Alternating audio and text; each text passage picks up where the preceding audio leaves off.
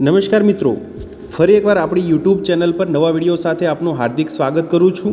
જો તમે આ ચેનલ પર નવા હો તો આપણી ચેનલને સબસ્ક્રાઈબ કરી લેજો, જેથી આપને સરકારી તેમજ પ્રાઇવેટ ભરતી વિવિધ યોજનાને લગતી અવનવી અપડેટ્સ મળતી રહે।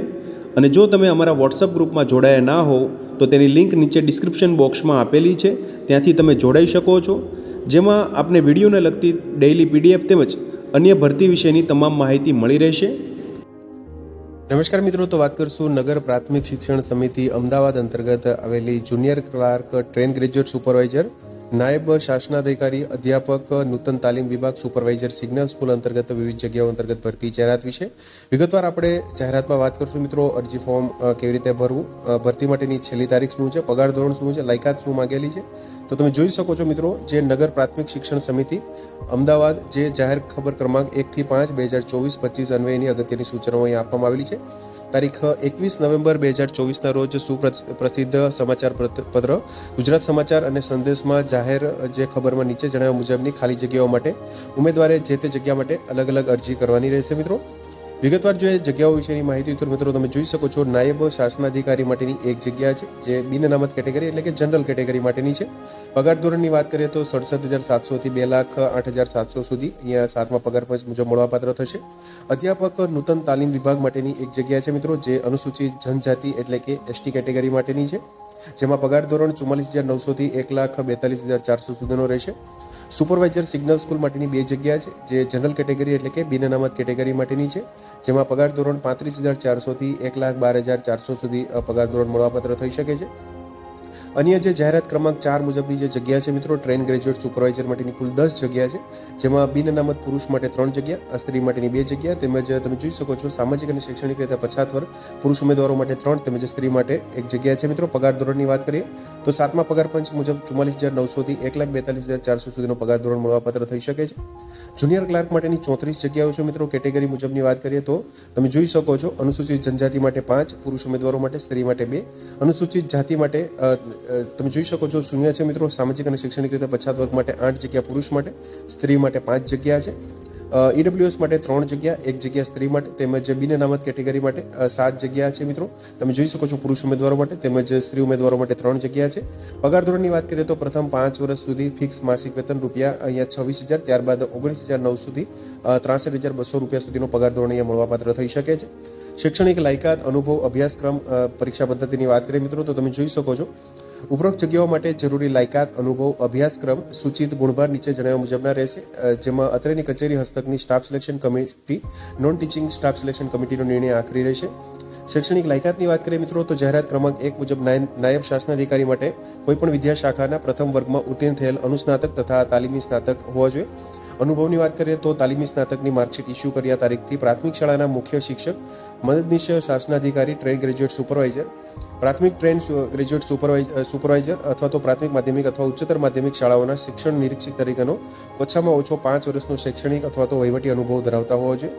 ત્યારબાદ અધ્યાપક નૂતન તાલીમ વિભાગ માટેની જગ્યા છે મિત્રો, જે જાહેરાત ક્રમાંક 2 મુજબ, જેમાં શૈક્ષણિક લાયકાતની વાત કરીએ તો કોઈપણ વિદ્યા શાખાના પ્રથમ વર્ગના ઉત્તીર્ણ થયેલ અનુસ્નાતક તથા તાલીમી સ્નાતક હોવા જોઈએ। જેમાં અનુભવની વાત કરીએ તો તાલીમી સ્નાતકની માર્કશીટ ઇસ્યુ કર્યા તારીખથી ઓછામાં ઓછો 5 વર્ષનો શૈક્ષણિક અનુભવ ધરાવતા હોવો જોઈએ।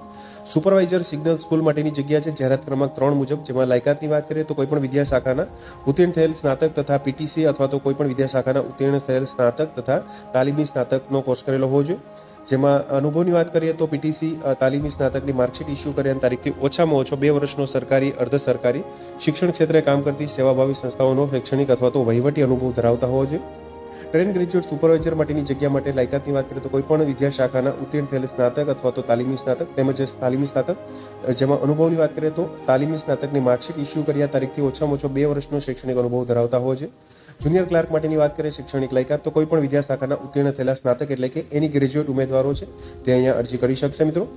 વયમર્યાદાની વાત કરીએ તો નાયબ શાસનાધિકારી, ટ્રેન ગ્રેજ્યુએટ સુપરવાઇઝર, અધ્યાપક નૂતન તાલીમ વિભાગ તેમજ સિગ્નલ સ્કૂલ સુપરવાઇઝરની જગ્યા માટે 20/12/2024ના રોજ ઉંમર 25 વર્ષથી ઓછી અને 40 વર્ષ કરતાં વધુ ના હોવી જોઈએ। જુનિયર ક્લાર્ક માટે વયમર્યાદાની વાત કરીએ તો 20/12/2024ને રોજ 21 વર્ષથી ઓછી અને 33 વર્ષ કરતાં વધુ ના હોવી જોઈએ। વયમર્યાદાની છૂટછાટ અંગે વાત કરીએ મિત્રો તો શારીરિક ઓળખાપણ દિવ્યાંગજન ઉમેદવારો અને જે મહિલા તેમજ વિધવાને સરકારના નિયમાનુસાર ઉપલી વયમર્યાદામાં છૂટછાટ મળશે મિત્રો. તેમજ તમામ છૂટછાટ મળીને વયમર્યાદા 45 વર્ષ કરતાં વધુ ના હોવી જોઈએ મિત્રો. અનુસૂચિત જનજાતિ, સામાજિક રીતે શૈક્ષણિક પછાત વર્ગ તેમજ ઈડબ્લ્યુએસની જગ્યા માટે અરજી કરેલ ઉમેદવારોને ગુજરાત રાજ્ય સરકારના પ્રવર્તમાન નિયમાનુસાર ઉપલી વયમર્યાદામાં છૂટછાટ મળવાપાત્ર થશે મિત્રો. અશક્તતા ધરાવતા ઉમેદવારોને પોતાની રીતે હરીફરી શકે અને કામગીરી કરી શકે તેવા શારીરિક અશક્ત ઉમેદવારો આ જગ્યા માટે અરજી કરી શકશે. અમદાવાદ મ્યુનિસિપલ કોર્પોરેશન તેમજ પ્રાથમિક શિક્ષણ સમિતિ અમદાવાદના કર્મચારીઓને વયમર્યાદામાં બાદ રહેશે નહીં મિત્રો. અભ્યાસક્રમની વાત કરીએ તો નાયબ શાસનાધિકારીની જગ્યા માટે પરીક્ષાનું માળખું નીચે મુજબનું છે મિત્રો. જગ્યા વિશેની સંપૂર્ણ માહિતી તેમજ ડિટેલ એડવર્ટાઇઝમેન્ટ છે મિત્રો, તે નીચે ડિસ્ક્રિપ્શન બોક્સમાં પણ લિંક આપવામાં આવેલી છે, ત્યાંથી તમે ડાઉનલોડ કરી અને વિગતવાર અભ્યાસ કરી શકશો.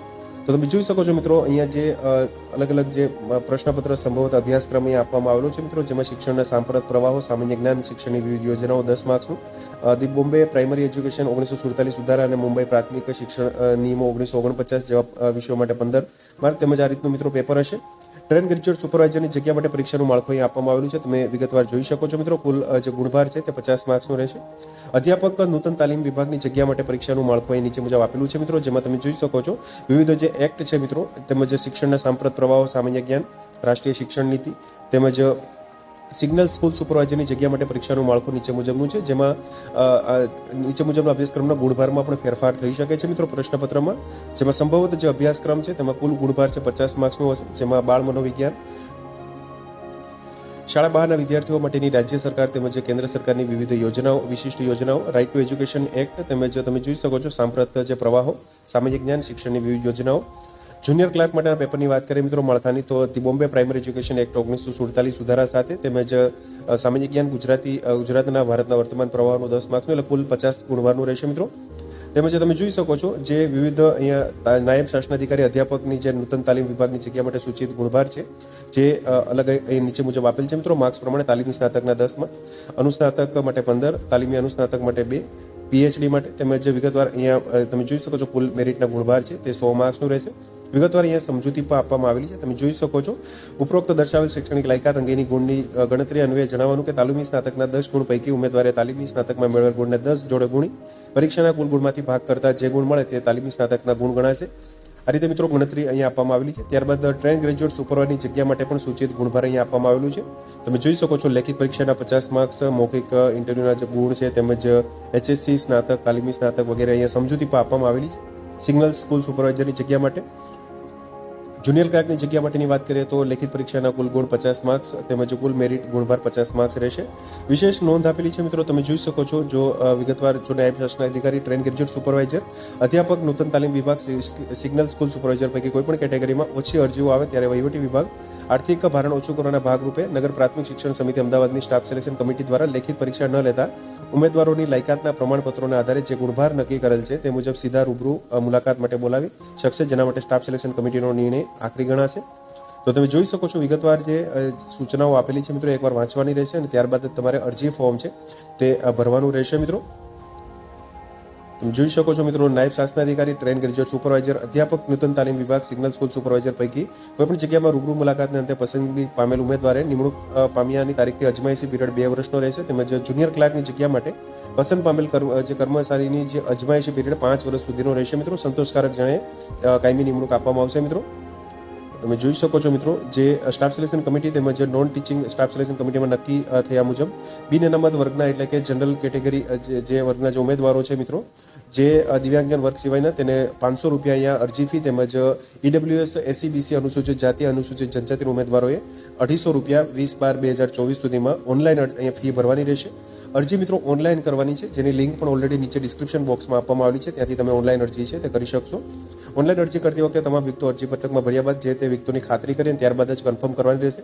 એટલે કે મિત્રો એક સૂચના આપવામાં આવે છે કે અહીંયા સંપૂર્ણ એકવાર ડિટેલ નોટિફિકેશન વાંચી અને ત્યારબાદ તમારે અરજી કરવાની રહેશે મિત્રો. કન્ફર્મ થયેલી અરજી પત્રકની વિગતો તેમાં ઉમેદવારે આપેલી માહિતીમાં ક્ષતિ કે ચૂક બાબતે સુધારો કરવાની રજૂઆત કે વિનંતી ગ્રાહ્ય રાખવામાં આવશે નહીં મિત્રો. જે તે જગ્યામાં એક કરતાં વધારે સંખ્યામાં અરજી કર્યાના કિસ્સામાં છેલ્લે કન્ફર્મ થયેલી અરજી પત્રક જ માન્ય ગણાશે મિત્રો. તેમજ નોકરીમાં ચાલુ હોય તેવા ઉમેદવારોએ કચેરીના વડા મારફતે અરજી નગર પ્રાથમિક શિક્ષણ સમિતિને જ્યારે મંગાવે ત્યારે આપવાની રહેશે. તેમજ તમે જોઈ શકો છો સ્વખર્ચે પરીક્ષા, ડોક્યુમેન્ટ વેરિફિકેશન, રૂબરૂ મુલાકાત માટે હાજર રહેવાનું રહેશે મિત્રો. અરજીપત્રકમાં ભરતા પહેલાં વેબસાઇટ પર મૂકવામાં આવેલી સૂચનાઓનું જે કાળજીપૂર્વક અભ્યાસ કરવાનો રહેશે મિત્રો. ત્યારબાદ જ તેમજ માર્કશીટ સર્ટિફિકેટમાં ગ્રેડ દર્શાવેલ તો તેનું સમકક્ષ ટકામાં માન્ય યુનિવર્સિટીનું કન્વર્જન કોષ્ટક રજૂ કરવાનું રહેશે.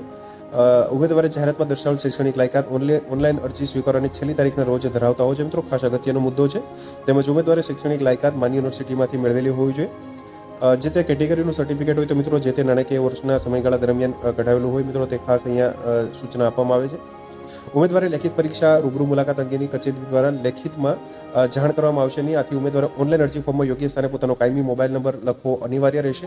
આપશ્રી દ્વારા એકવાર મોબાઈલ નંબર દર્શાવ્યા બાદ મોબાઈલ નંબરમાં ફેરફાર અરજીમાં કરી શકાશે નહીં. તેમજ કન્ફર્મ થયેલ અરજીઓના ઉમેદવારે જે તે જગ્યાની ભરતી પ્રક્રિયા અંગેની જાણ SMS તથા નગર પ્રાથમિક શિક્ષણ સમિતિ અમદાવાદની જે ઓફિશિયલ વેબસાઇટ છે મિત્રો www.amcschoolboard.org પરથી દ્વારા જાણ કરવામાં આવશે મિત્રો. એટલે કે ખાસ જે મોબાઈલ નંબર તમે મેન્શન કરશો તે ચાલુ કન્ડિશનમાં તેમજ સાચો લખવાનો રહેશે. ઉમેદવારને આ જગ્યા આગળની ભરતી પ્રક્રિયા અંગેની આગળની જે સંપૂર્ણ માહિતી છે તે ઓફિશિયલ વેબસાઇટ પર તમને જોવા મળશે મિત્રો. તેમજ આપેલ જાહેર ખબર કોઈપણ કારણોસર રદ કરવાની કે તેમાં ફેરફાર કરવાની જો આવશ્યકતા ઊભી થાય તો તેવા સંજોગોમાં તેમ કરવાનો નગર પ્રાથમિક શિક્ષણ સમિતિ અમદાવાદનો સંપૂર્ણ હક અધિકાર રહેશે. અને નગર પ્રાથમિક શિક્ષણ સમિતિ અમદાવાદ આ દ્વારા આ માટે કારણો આપવા બંધાયેલ રહેશે નહીં મિત્રો. તો તમે જોઈ શકો છો મિત્રો 21/11/2024 એટલે કે 21 નવેમ્બર 2024ના રોજ ભરતી માટેની આ જાહેરાત આવી છે મિત્રો. અમદાવાદ જે નગર પ્રાથમિક શિક્ષણ સમિતિ છે મિત્રો જેમાં જે જુનિયર ક્લાર્ક તેમજ તમે જોઈ શકો છો ટ્રેન ગ્રેજ્યુએટ જે સુપરવાઇઝર સિગ્નલ સ્કૂલ અધ્યાપક નૂતન તાલીમ વિભાગ નાયબ શાસનાધિકારીની જે જગ્યા માટેની આ ભરતી જાહેરાત છે મિત્રો. તમે જોઈ શકો છો 21/11/2024થી અરજી ફોર્મ છે તે ભરવાનું શરૂ થઈ ચૂક્યું છે મિત્રો. જે નીચે ડિસ્ક્રિપ્શન બોક્સમાં લિંક આપવામાં આવેલી છે ત્યાંથી તમે ઓનલાઈન અરજી છે તે કરી શકશો. તો મિત્રો જો વિડીયો પસંદ આવ્યો હોય તો લાઇક કરજો તેમજ તમારા મિત્રો સુધી શેર કરજો. વધુમાં ચેનલને સબસ્ક્રાઈબ કરી લેજો જેથી આપને આવી વિવિધ માહિતી મળતી રહે. મિત્રો વિડીયો જોવા બદલ આપનો ખૂબ ખૂબ આભાર. મળીએ એક નવા વિડીયો સાથે. ત્યાં સુધી જય હિન્દ, ભારત માતા કી જય.